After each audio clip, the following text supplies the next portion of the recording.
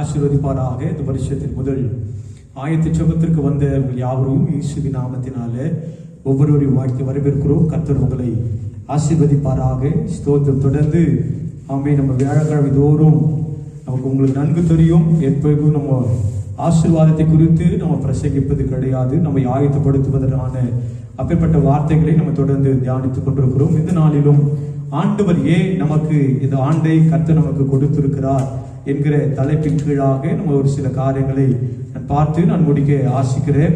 லூக்கா எழுதின சுவிசேஷ புஸ்தகம் அதனுடைய 13ஆம் அதிகாரம் அதனுடைய ஸ்தோத்திரம் 8-9 வசனத்தை நம்ம வாசிக்க கேட்போம். லூக்கா எழுதின சுவிசேஷ புஸ்தகம் 13ஆம் அதிகாரம் 8-9 வசனத்தை வாசிக்க கேட்போம். அதற்கு அவன், ஐயா, இது இந்த வருஷமும் இருக்கட்டும், நான் இதை சுற்றிலும் கொத்தி எரி போடுவேன். கனி கொடுத்தால் சரி, கொடாவிட்டால் இனிமேல் இதை வெட்டி போடலாம் என்று சொன்னான் என்றார். இங்கே இந்த பகுதி ஒருவேளை நம்ம அநேக முறை தியானித்ததாய், கேட்டதாய், வாசித்ததாய் இருக்கலாம். இந்த புதிய ஆண்டின் முதல் ஆயத்த ஜெபத்திலே கர்த்தர் நம்மோடு கூட பேசுகிற பரிசுத்த ஆவியானவர் இந்த வார்த்தை சொல்லுது. இந்த ஆண்டவர் ஒரு உவமையை இங்கு சொல்லுகிறார். என்ன உவமை அப்படின்னா, இன்னைக்கு எஜமான் இன்னைக்கு தோட்டக்காரனை பார்த்து, இந்த ஸ்தோத்திரம் மரத்தை ஏன் வச்சிருக்கிறீங்க, இந்த ஸ்தோத்திரம் இதை வெட்டி போடலாமே என்று சொல்லும்போது அந்த தோட்டக்காரன் சொல்லுகிறார், ஐயா, இந்த வருஷம் இருக்கட்டும். அந்த வார்த்தை சொல்லுது, நான் இதை சுற்றிலும் கொத்தி எரு போடுவேன் என்று சொல்லுகிறதை பார்க்கிறோம். இதை கேட்டுக்கொண்டிருக்கிற அருமையான கர்த்தருடைய பிள்ளையே, ஆண்டவர் நமக்கும் இந்த 25ஆம் ஆண்டு ஏன் ஆண்டவர் கொடுத்திருக்கிறார் என்கிற நோக்கத்தை நீங்கள் அறிந்து கொள்ள வேண்டும். ஏன் ஆண்டவர் இந்த ஆண்டை நமக்கு கொடுத்திருக்கிறார்? நம்ம இஷ்டம் போல வாழ்வதற்கு, நல்ல காரு பங்களா வீடு கட்டிக்கொண்டு நம்ம சுயமாய் ஓடுவதற்கு அல்ல. இன்னைக்கு அநேக ஸ்தோத்திரம் கர்த்தருடைய பிள்ளைகளும் சரி, இந்த ஆண்டை ஸ்தோத்திரம் காணாமல் இன்னைக்கு ஸ்தோத்திரம் மறித்திருக்கிறதை நம்மால பார்க்க முடியும். ஆனா ஏன் உங்களுக்கும் எனக்கும் ஆண்டவர் இந்த ஆண்டை நமக்கு ஜீவனை கொடுத்து இருக்கிறார் என்கிற எதிர்பார்ப்பை பார்க்கும்போது, கனி கொடுக்கிற வாழ்க்கையை ஆண்டவர் எதிர்பார்க்கிறார். நல்ல கவனிக்கணும். கனி கொடுக்கிற வாழ்க்கை, கனி கொடுப்பது என்ன வார்த்தை, என்ன அதனுடைய அர்த்தம் என்ன அப்படின்னா, நம்முடைய கனி நல்ல சுபாவங்கள், நம்முடைய வாழ்க்கை நல்ல சுபாவங்களாய் மாற வேண்டும் என்று சொல்லி கர்த்தர் விரும்புகிறார். அதுல 7வது வசனம் சொல்லுது, அப்பொழுது அவன் தோட்டக்காரனை நோக்கி, அது எஜமான் சொல்றாரு, நான் 3 வருஷமா இந்த அத்தி மரத்தை தேடி வரேன், இந்த அத்தி மரத்தை பார்க்கிறேன், ஆசையா வரேன், இன்னைக்கு எதிர்பார்ப்பா வரேன். ஆனா இந்த அத்தி மரத்துல 3 வருஷமாய் கனியை தேடி வரேன், கனி என்ன பண்ணவே இல்லை, கனி ஒன்றையும் காணவில்லை. அதனால அவர் சொல்றாரு, இதை வெட்டி போடு, இது ஏன் இந்த நிலத்தை ஏன் கெடுக்கிறது என்று சொல்லி எஜமான் சொல்லுகிறதை பார்க்க முடிகிறது. என கேட்டுக்கொண்டிருக்கிற அருமையான கர்த்தருடைய பிள்ளையே, 24வது வருஷத்துல ஒருவேளை நம்முடைய வாழ்க்கையும் ஆண்டவர் விரும்புகிற கனி இல்லாத வாழ்க்கை வாழ்ந்திருக்கலாம். இந்த நம்முடைய வாழ்க்கையில நல்ல சுபாவங்கள் இல்லாத வாழ்க்கை வாழ்ந்திருக்கலாம். இன்னைக்கு ஸ்தோத்திரம் ஒருவேளை 24வது வருஷத்துல இன்னைக்கு கர்த்தருக்கு பிரியமில்லாத அநேக காரியங்களை நீங்களும் செய்திருக்கலாம். இந்த 25ஆம் ஆண்டை கர்த்தர் கொடுத்த நோக்கம், எதிர்பார்ப்பு என்ன அப்படின்னா, நம்முடைய வாழ்க்கையில நல்ல சுபாவங்களை ஆண்டவர் எதிர்பார்க்கிறார். சபையே, இங்க வேதம் சொல்லுது, நான் 3 வருஷமாய் கனியை தேடுறேன், 3 வருஷமாய் கனியை தேடுறேன், ஒன்றையும் காணவில்லை. இன்னைக்கு நம்முடைய வாழ்க்கையிலும் ஆண்டவர் ஒருவேளை என் பிள்ளை, என் மகன், என் மகள் இந்த வருஷத்துல கனி கொடுப்பாங்க என்று சொல்லி ஒரு எதிர்பார்ப்பை கர்த்தர் வைத்திருக்கும் போது, இன்னைக்கு எத்தனை பேரு அதுக்கு ஒப்பு கொடுத்து இந்த வருஷத்தின் முதல் ஆயத்த ஜெபத்துக்கு வந்திருக்கிறீங்க? எத்தனை பேர் ஒப்பு கொடுத்து, ஆண்டவரே எங்க வாழ்க்கை நல்ல கனி கொடுக்கிற வாழ்க்கை மாறுவதற்கு ஒப்பு கொடுக்கிறேன், எங்க வாழ்க்கையும் நாங்க எங்க சுபாவங்கள் மாறுவதற்கு ஒப்பு கொடுக்கிறேன் என்று சொல்லி எத்தனை பேரால சொல்ல முடியும்? சபையே, எங்க வேதம் சொல்லுது, யோவேல் எழுதின புஸ்தகத்துல 2ஆம் அதிகாரம் 12-13 வசனத்தை, ஆதலால் நீங்கள் எப்பொழுதோ உபவாசத்தோடும் அழுகையோடும் புலம்பலோடும் உங்கள் முழு இருதயத்தோடு என்னிடத்தில் திரும்புங்கள் என்று கர்த்தர் சொல்லுகிறார். இங்கே வேதம் சொல்லுது, இந்த உபவாசம் இன்னைக்கு நம்முடைய உயர்வுக்காக உபவாசம் இருந்திருக்கலாம். ஆண்டவரே என் வீட்டை கட்டணும், உபவாசம் பண்ணி இருக்கலாம். ஆண்டவரே என் பிள்ளைகளுடைய திருமண காரியங்களுக்காக உபவாசம் எடுத்து இருக்கலாம். ஆண்டவரே நல்ல கார் வாங்கணும், உபவாசம் எடுத்திருக்கலாம். பைக் வாங்கணும், உபவாசம் எடுத்திருக்கலாம். அல்லது நல்ல வேலை கிடைக்கணும், உபவாசம் எடுத்திருக்கலாம். நல்ல வருமானம் உயர்வு வரணும், இன்கிரிமெண்ட் வரணும், இதுக்காக உபவாசம் எடுத்திருக்கலாம். ஆனா இங்க வார்த்தை சொல்லுது, நீங்கள் உபவாசத்தோடும் அழுகையோடும் புலம்பலோடும் முழு இருதயத்தோடு ஆண்டவரிடத்தில் திரும்ப வேண்டும் என்று சொல்லி கர்த்தர் எதிர்பார்க்கிறார். அப்போ இந்த எதிர்பார்ப்பு எப்படி? இன்னும் அடுத்த வசனத்தை சொல்லுது, நீங்கள் உங்கள் வஸ்திரங்களை அல்ல உங்கள் இருதயங்களை கிழித்து ஆண்டவரிடத்தில் திரும்ப வேண்டும் என்று சொல்லி. என்னை கேட்டுக்கொண்டிருக்கிற அருமையான கர்த்தருடைய பிள்ளைகளே, இந்த வேதம் வசனம் அழகா சொல்லுது, ஆண்டவரிடத்தில் திரும்புங்கள். எதுக்கு திரும்பணும்? நல்ல கனிகளை கொடுப்பதற்கு ஆண்டவரிடத்தில் திரும்பணும். இன்னைக்கு ஸ்தோத்திரம், நம்ம கனி இன்னைக்கு ஆண்டவர் நம்முடைய வாழ்க்கையிலும் ஒருவேளை ரட்சிக்கப்பட்டு 30 வருஷம் 25 வருஷம் 20 வருஷம் 10 வருஷம் 5 வருஷம் இதே போல எத்தனை ஆண்டுகள் இருந்தாலும் இன்னைக்கு நம்முடைய வாழ்க்கையில் ஆண்டவர் தேடி வரும்போது எத்தனை பேர் ஆண்டவருக்காக கனி கொடுக்கிற வாழ்க்கை வாழ்கிறோம் என்பதை நீங்க கொஞ்சம் சிந்தித்து பார்க்கணும். சபையே, இங்கே இந்த வேத வசனம் அழகா சொல்லுது, 3 வருஷமாய் தேடியும் ஒன்றையும் என்ன பண்ணவே இல்லை, காணவே இல்லை என்று சொல்லி அந்த எஜமான் சொல்லுகிறதை நம்மால பார்க்க முடியும். அப்போ இந்த வார்த்தை சொல்லுது, கனி கொடுத்தால் சரி ஐயா, இந்த 1 வருஷம் இருக்கட்டும்.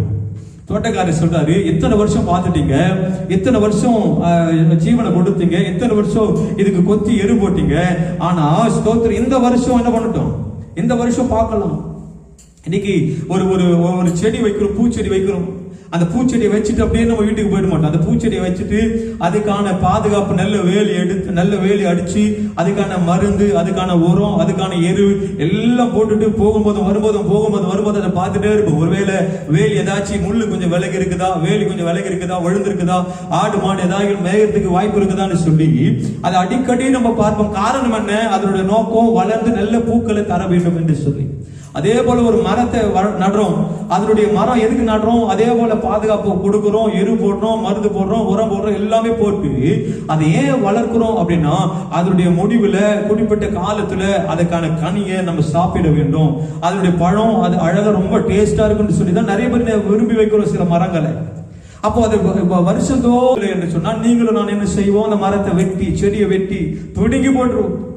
ஆனா ஆண்டவருடைய வார்த்தை சொல்லுது, இன்னும் 1 வருஷம் ஐயா, இன்னும் 1 வருஷம், 2025 வருஷம், இன்னும் 1 வருஷத்தை ஆண்டவர் உங்களுக்கு எனக்கு கொடுக்கிறார். ஏன்? நல்ல கனிகளை கொடுப்பதற்காக. நீ நல்ல வேலைக்கு போகணும், நல்ல வருமானம் வரணும், பிள்ளைகளோட குடும்பமா சந்தோஷமா இருக்கணும், ஆமென், சுயத்துபடி வாழ்வதற்கு ஆண்டவர் இந்த வருஷத்தை கொடுக்கல, நல்ல கனிகளை கொடுக்க வேண்டும் என்று சொல்லி கர்த்தர் விரும்புகிறார். அதான் ரோமர் 10ஆம் அதிகாரம் 1வது வசனத்தை சொல்லுது, எல்லா இஸ்ரவேலரும் ரட்சிக்கப்பட வேண்டும் என்பதே என் இருதயத்தின் ஸ்தோத்திரம் விருப்பம். ஆண்டவருடைய வார்த்தை சொல்லுது, எல்லா இஸ்ரவேலர்களும் கர்த்தருடைய பிள்ளைகள் ஞானஸ்தானம் எடுத்து ரட்சிக்கப்பட்டு ஆமென் இன்னைக்கு ஸ்தோத்திரம் சபைக்கு ஆமென். ஒருவேளை கடந்த ஆண்டுல இன்னைக்கு ஸ்தோத்திரம் 52 வாரத்துல ஒருவேளை 10 வாரம் தான் வந்திருப்போம். மீதி எல்லா வாரம் என்ன பண்ணிருக்கிறோம், இன்னைக்கு ஊருக்காக, தூங்குறதுக்காக, துணி துவைப்பதற்காக தான் இஷ்டத்தின்படி இன்னைக்கு வாழ்வதற்கு, ரெஸ்ட் எடுப்பதற்கு தான் இன்னைக்கு நம்ம எடுத்தோம். ஆனா 25ஆம் ஆண்டுல கர்த்தர் எதிர்பார்க்கிறாரு, உங்களை என்னிடத்திலும் என் பிள்ளைகளுக்கு கனி கொடுக்க வேண்டும். அதுதான் வேத வசனம் சொல்லுது, எல்லாரும் ரட்சிக்கப்பட வேண்டும் என்று சொல்லி 2 பேதுரு 3ஆம் அதிகாரம் 9வது வசனத்தை சொல்லுது, ஒருவரும் கெட்டு போகாமல் எல்லாரும் மனம் திரும்ப வேண்டும் என்று ஆண்டவர் நீடிய பொறுமையா இருக்கிறார். சபையே, உங்களிடத்தில் ஆண்டவர் கனியை எதிர்பார்த்து நீடிய பொறுமையா இருக்கிறாரு. எத்தனை பேர் 25ஆம் ஆண்டுல இன்னைக்கு கனி கொடுக்கிற வாழ்க்கை வாழ போறீங்க? அப்போ முதல்ல ஏன் இந்த புதிய வருடத்தை ஆண்டவர் நமக்கு கொடுத்திருக்கிறார் அப்படின்னா, ஒண்ணு, நல்ல கனிகளை கொடுக்க வேண்டும் என்று சொல்லி ஆண்டவர் விரும்புகிறார். 2வது, ஏன் ஆண்டவர் நமக்கு இந்த புதிய ஆண்டை கர்த்தர் கொடுத்திருக்கிறார் என்று சொன்னா, 2வது, ஒண்ணு, கனி கொடுக்கணும்னு ஆண்டவர் எதிர்பார்க்கிறாரு. 2வது, கர்த்தருக்கு முன்பதாய் நிற்கும்படியாய் நம்ம எதிர்பார்க்கிறார். நல்லா கவனிக்கணும், எங்க நிக்கணும்? கர்த்தருக்கு முன்பதாய் நிற்பதற்கு ஆண்டவர் எதிர்பார்க்கிறார். அப்ப இன்னைக்கு நிறைய பேர் எங்க நிக்கிறோம் அப்படின்னா, நீங்க கர்த்தர் பிள்ளை உணர்ந்து கொள்ளுங்க, மனுஷருக்கு முன்னாடி தான் போய் நிக்கிறோம், உலகத்துக்கு முன்னாடி தான் போய் நிக்கிறோம். ஆனா அந்த வார்த்தை சொல்லுது, இன்னைக்கு எல்லாரும் கர்த்தருக்கு முன்பதாக நிற்கும்படி, கர்த்தருடைய பிள்ளைகள் எல்லாரும் கர்த்தருக்கு முன்பதாக நிற்கும்படி ஆண்டவர் விரும்புகிறார். இன்னைக்கு அதுதான் நான் சொல்லுவேன், ஆண்டவர் சமூகத்துல முட்டி போட வேண்டிய நாம இங்க முட்டி போடாதனால தான் இன்னைக்கு மனுஷருக்கு போய் என்ன பண்ணிட்டு இருக்கிறோம் அப்படின்னா தலைகுனிஞ்சு நிக்கிறோம். இன்னைக்கு ஆண்டவருக்கு முன்னாடி வந்து நிக்க வேண்டிய நாம ஆண்டவருக்கு முன்னாடி வந்து நிக்காம இருக்கிறதுனால தான் நீங்க மனுஷனுக்கு முன்னாடி போய் கை கட்டி நிக்கணும். அப்ப எங்க நம்ம சரிப்படுத்திக் கொள்ளணும்னா முதல்ல ஆண்டவருக்கு முன்னாடி. இங்க எலியா அந்த வார்த்தை சொல்றாரு, ஆமீன், கீலேயாத்தின் குடிகளிலே திஸ்பியனாகிய எலியா ஆகாபை நோக்கி, என் வாக்கின்படியே அன்றி இந்த வருஷங்களிலே மழையோ பனியோ பெய்யாதிருக்கும்படி இஸ்ரவேலின் தேவனாகிய கர்த்தருக்கு முன்பதாய் நிற்கிற நான். நல்லா கவனிக்கணும். அந்த எலியா சொல்றாரு, என்ன சொல்றாரு? ஆகாபை நோக்கி சொல்றாரு, என் வாக்கின்படி, என் ஜபத்தின்படி, என் சத்தத்தின்படி ஆண்டவர் இந்த வருஷம் இந்த வருஷங்களில பனியும் மழை என்ன பண்ணுறது? பெய்யாம இருக்கும். அப்போ அதுக்கு அடுத்தது சொல்றாரு, நான் யார் அப்படின்னா இஸ்ரவேலின் தேவனாகிய கர்த்தருக்கு முன்பதாய் நிற்கிற நான். இன்னைக்கு நம்முடைய வாழ்க்கையில கூட நம்ம செபிக்கிற பிள்ளைகள், ஆண்டவருக்கு முன்னாடி போய் நிற்கிற பிள்ளைகள் தைரியமா சொல்ல முடியும், நான் சொல்லிருக்கிறது நடக்காது, நான் சொல்லிருக்கிறது நடக்கும், ஆண்டவர் செய்வார். ஏன் அந்த வார்த்தை சொல்லுது? இஸ்ரவேலின் தேவனாகிய கர்த்தருக்கு முன்பதாய் நிற்கிற நான். நல்ல கவனிங்க சபையே. அப்ப ஆண்டவருக்கு முன்னாடி நிற்கிற பிள்ளைகளா இந்த வருஷத்துல முதல் ஆயத்த ஜெபத்துக்கு வந்திருக்கிறவங்களை பார்த்து ஆண்டவர் சொல்றாரு, ஆண்டவருக்கு முன்னாடி நீங்க நிற்கணும். அப்ப இன்னொரு வசனத்தோடு வாசிக்கலாம். உபாகம் 10ஆம் அதிகாரம் 8வது வசனத்துல, அக்காலத்தில் கர்த்தருடைய உடன்படிக்கை பெட்டி சுமப்பதற்கும் இந்நாள் வரைக்கும் நடந்து வருகிறது போல கர்த்தருடைய சந்நிதியில நின்று அவருக்கு ஆராதனை செய்வதற்கு. கவனிக்கணும், ஆண்டவருக்கு முன்னாடி நிற்பதற்கும் ஆராதனை செய்வதற்கு தான் ஆண்டவர் நம்ம இந்த வருஷத்தை கற்றுக் கொடுத்திருக்கிறார். ஆண்டவருக்கு முன்னாடி நில்லுங்க. ஆண்டவருக்கு முன்னாடி இன்னைக்கு ஆண்டவருக்கு முன்னாடி நிக்க முடியல அப்படின்னா நீ விலகி போயிருக்கிறன்னு அர்த்தம், விழுந்து போயிருக்கிறன்னு அர்த்தம். ஆண்டவர் ஸ்தோத்திரம் தோட்டத்துல உலாவி வரும்போது ஆதாமை கூப்பிடுறார், ஆதாமே நீ எங்க இருக்கிறன்னு சொல்லி ஆதாமை கூப்பிடும் போது ஆமன் குரல் வரல. நல்லா கவனிக்கணும். ஆண்டவர் கூப்பிடுறாரு, சத்தம் வரல. காரணம் என்ன? அவன் அவன் பாவத்தில் விழுந்து போயிருக்கிறபடினால ஆண்டவருக்கு முன்னாடி நிற்பதற்கு வேட்கும். சபையே அவன் சொல்ற, ஆண்டவரே நான் என்ன பண்ணிருக்கிறேன்? செடிக்கு பின்னாடி போய் ஒளிச்சிருக்கிறேன். எப்பவுமே ஆண்டவர் வருகிற வேலையில முன்னாடி போய் நிற்கிற ஆதாம், ஆண்டவர் கூப்பிடுறதுக்கு முன்னாடியே ஆண்டவர் வருவாரு அறிஞ்சு ஆண்டவருக்கு முன்னாடி போய் நிற்கிற ஆதாம் இப்போ பாவத்துல விழுந்த போது ஆண்டவருக்கு முன்னாடி நிற்க முடியல. காரணம் பாவம். ஒருவேளை 24வது வருஷத்துல நீங்களும் ஆண்டவருக்கு முன்னாடி நிற்க முடியாதபடி பாவத்துல விழுந்து போயிருக்கிறீங்களா? நீங்க குடிப்பழக்கத்துல விழுந்து போயிருக்கிறீங்களா? நீங்க தேவையில்ல தாயம் விளையாடுறதுக்கு, டிவி பார்க்கறதுக்கு, ஊர்கதைகளை பேசுறதுக்கு, கட்டுக்கதைகளுக்கு சாய்ந்து போகிற காலத்துல 24வது வருஷத்துல இருந்தீங்களா? 25ஆம் வருஷத்துல ஆண்டவர் அதுக்கு ஜீவனை கொடுக்கல. உன் இஷ்டப்படி வாழ்வதற்கு ஆண்டவர் ஜீவனை கொடுக்கல. எதுக்கு ஆண்டவர் கொடுத்திருக்கிறாரு? கர்த்தருக்கு முன்பதாய் நிற்கும்படி. ஆமென். கர்த்தருக்கு முன்னாடி. அப்ப வார்த்தை சொல்லுது, கர்த்தருடைய சந்நிதியில் நின்று அவருக்கு ஆராதனை செய்வதற்கு தான் உங்களை ஆண்டவர் எனக்கும் ஜீவனை கொடுத்திருக்கிறார். அப்போ ஸ்தோத்திரம். அப்போ இதே எலியா யாக்கோபு 5ஆம் அதிகாரம் 17வது வசனத்துல வாசிக்கிறோம், 3 வருஷமோ 6 மாதமோ என்ன பண்ணல, மழையே பெய்யாதிருக்கும்படி ஜெபிக்கிறார். சபையே உணர்ந்து கொள்ளு. காரணம் என்ன? அந்த வார்த்தை சொல்லுது, எலியா என்பவன் நம்மை போல பாடுள்ள மனுஷனா இருந்தாலும் மழை பெய்யாதபடி கருத்தாய் ஜெபம் பண்ணினான். அப்படி 3 வருஷமும் 6 மாதமும் பூமியின் மேல என்ன பண்ணல, மழை பெய்யவே இல்லை. அப்ப கர்த்தருக்கு முன்னாடி நிற்கிற பிள்ளைகளுடைய சத்தத்தை ஜெபத்தை ஆண்டவர் கேட்டு பதில் கொடுக்கிறார். அப்படியே செய்யறார். அப்ப 25ஆம் ஆண்டுல நம்ம வாக்குதத்தை எடுத்திருக்கிறோம். நமக்கான வாக்குதத்தம், சபைக்கான பொதுவான வாக்குதத்தத்தை கேட்டு தியானிச்சிருக்கிறோம். அப்ப இவெல்லாம் நம்முடைய வாழ்க்கையில நிறைவேறுவதற்கு, அப்படியே நடப்பதற்கு நாம் கர்த்தருக்கு முன்பதாய் நிற்கிற பிள்ளைகளாய் மாறணும். அப்போ இன்னைக்கு மனுஷருக்கு முன்னாடி நீ நின்று இருக்கிறியா? இது வரைக்கும் மனுஷருக்கு முன்னாடி தாங்க நான் நின்னேன் அப்படின்னா இன்னைக்கு ஒப்பு கொடுங்க. ஆமென். 2 விதமான காரியத்தை தியானித்து கொண்டிருக்கிறோம். 1, கனி கொடுக்கிற வாழ்க்கை ஆண்டவர் எதிர்பார்க்கிறாரு. 2வது, கர்த்தருக்கு முன்பதாய் நிற்கப்படியான வாழ்க்கை ஆண்டவர் எதிர்பார்க்கிறார். அதுதான் எரேமியாவின் தீர்க்க தரிசன புஸ்தகத்துல 15ஆம் அதிகாரம் அதனுடைய 19வது வசனம், இது நிமித்தம் நீ திரும்பினால் நான் உன்னை திரும்ப சீர்படுத்துவேன். என்னால சொல்ல முடியும், இன்னைக்கு இதை பார்க்கிற உங்களை ஆண்டவர் ஊழியக்காரர்களாய் தேவ சித்தம். இன்னைக்கு நிறைய பேருக்கு ஊழியக்காரருடைய அழைப்பு இருந்தோம், இன்னைக்கு ஊழியத்தை செய்ய முடியல. நீ உடன் ஊழியர்களாய், போதகர்களாய் இன்னைக்கு எத்தனையோ பேர் ஆண்டவர் நமக்கு வச்சிருந்தோம். இந்த ஊழியத்தை, கனமான ஊழியத்தை நம்மால செய்வதற்கு இன்னைக்கு நிறைய பேருக்கு ஆயத்தம் இல்லை, விழுந்து போயிருக்கிறோம். இந்த ஊழியத்தை செய்வதற்கு அசட்டை பண்ணி கொண்டு இருக்கிறோம். இந்த வேதம் சொல்லுது, நீ உன்னை திரும்ப சீர்படுத்துவேன். அதே நிலைமைக்கு ஆண்டவனை கொண்டு வருவதற்கு, விழுந்து போன இடத்துல ஆண்டவர் திரும்ப உன்னை கொண்டு வந்து நிற்க வைப்பதற்கு திரும்ப ஒப்பு கொடு. இன்னும் மாய்மாலமான வாழ்க்கைக்கு ஒப்பு கொடுத்து, இன்னும் சாக்குவுக்கு சொல்லிக் கொண்டு ஓடாத. ஆண்டவரே இதனாலதான் நான் வரல, இதனாலதான் இதை செய்யல, இதனாலதான் இதை நான் பண்ணல சொல்லாத. சாக்குவுக்கு சொல்லாத. இன்னைக்கு உலகத்துக்கு முன்னாடி நீ சாக்குவுக்கு சொல்லல. அநேக காரியத்தை ஆண்டவர் கவனிக்கிறாரு. ஊழியக்காரன் நாங்களும் பார்க்கிறோம். அநேக காரியங்களுக்கு சாக்குவுக்கு சொல்வதில்லை உலகத்துக்கு. ஆனா கர்த்தருடைய வேதத்தை பின்பற்றுவதற்கு, கர்த்தருக்கு முன்னாடி நிற்பதற்கு, கனி கொடுப்பதற்கு மாத்திரம் சாக்குவோக்கு. இந்த வேதம் சொல்லுது, இது நிமித்தம் நீ திரும்பினான். சபையே ஊழியக்காரர்களே, சபையே, சாலோம் திருச்சபை, இதை பார்க்கிற ஜனமே, இது நிமித்தம் நீ நினைக்கிற 24 தாங்க கஷ்டம், 25 எல்லாம் மாறும்னு நினைக்கிற. நீ நினைக்கிற 24 தான் இதெல்லாம் எனக்கு கைக்குட்டி வரல, 25வது ஆண்டவர் எனக்கு என்ன பண்ணுவாரு, செய்வார் நினைக்கிற. செய்வார் தான், ஆனா நீ எப்படி இருக்கணுமோ அப்படி இருந்தா. அப்ப இந்த வார்த்தை சொல்லுது, திரும்ப சீர்படுத்துவேன். திரும்ப ஒப்பு கொடுங்க. உங்க வாழ்க்கையில நீ இத்தனை வருஷத்தின் அனுபவம் உன்னை ஊழியக்காரெல்லாம் மாத்தி இருக்கணும். இத்தனை வருஷம் ரட்சிக்கப்பட்டு உன் வாழ்க்கை ஜெப வீரரெல்லாம் எழும்பி இருக்கணும். இத்தனை வருஷம் நீ அழைக்கப்பட்ட அழைப்பு, இத்தனை வருஷத்துல உங்களை தீர்க்கதரிசிகளா கர்த்தர் மாற்றி இருக்கணும். சபைக்கு முன்னாடி ஆமே உங்களை வித்தியாசப்படுத்தி இருக்கணும். நீ வாழ இடத்துக்கு முன்னாடி உங்களை வித்தியாசப்படுத்தி இருக்கணும். ஆனா இன்னைக்கு நிறைய பேர் சொல்றாங்க, இவங்களெல்லாம் கிறிஸ்தவங்க தான் சொல்றாங்க. நீ ஒருவேளை அப்பேற்பட்ட சாட்சியை பெற்றிருக்கிறியா? சபையை ஒப்புக்கொடு.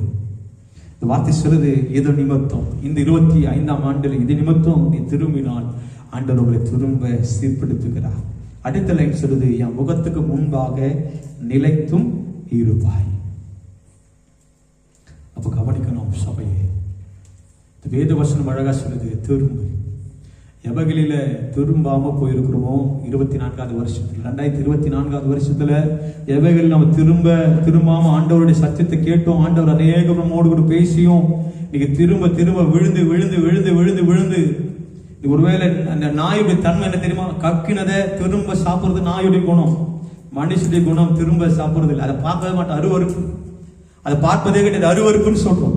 அப்போ திரும்ப அதே பாவத்துக்கு முன்னாடி நீ போற அப்படின்னா, இன்னைக்கு ஆண்டவர் சொல்றாரு, இது நிமித்தம் இந்த வார்த்தையின்படி சத்தியத்தின்படி 25 உனக்கு ஆசீர்வாதமா இருக்கணும், நன்மையா இருக்கணும், எப்படி இருக்கணும் அப்படி இருக்கணும் நினைக்கிறல்ல, ஆண்டவன் எதிர்பார்க்கிறாரு, என் பிள்ளைங்க மாற மாட்டாங்களான்னு சொல்ற.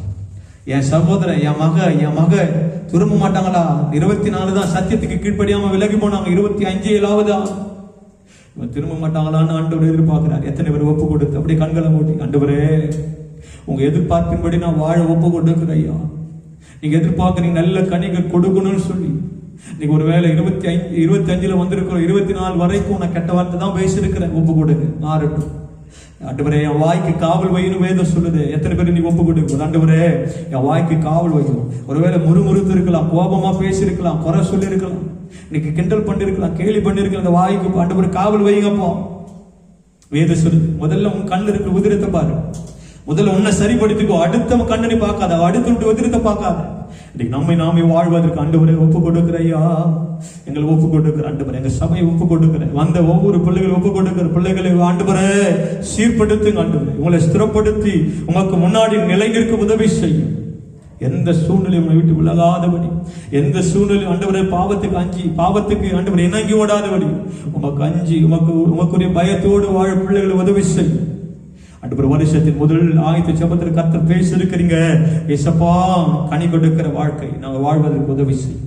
2வது கர்த்தருக்கு முன்பதாய் நிற்பதற்கு உதவி செய்யுங்கப்பா. அந்த ஒவ்வொரு பிள்ளைகளும் கருத்து கொடுக்கும், ஒவ்வொருவரையும் கர்த்தர் ஆசீர்வதி வெல்லப்படுத்து. இந்த வருஷம் முழுமையா நமக்கு சாட்சியா வாழ ஆண்டவரே, இவர்கள் மூலமா அப்படி நாம மகிமைப்பட வாழ்கிற அந்த வாழ்க்கை வாழ்வதற்கு உதவி செய்யும். ஆசீர்வதி இயேசுவின் நாமத்தில் பிதாவே.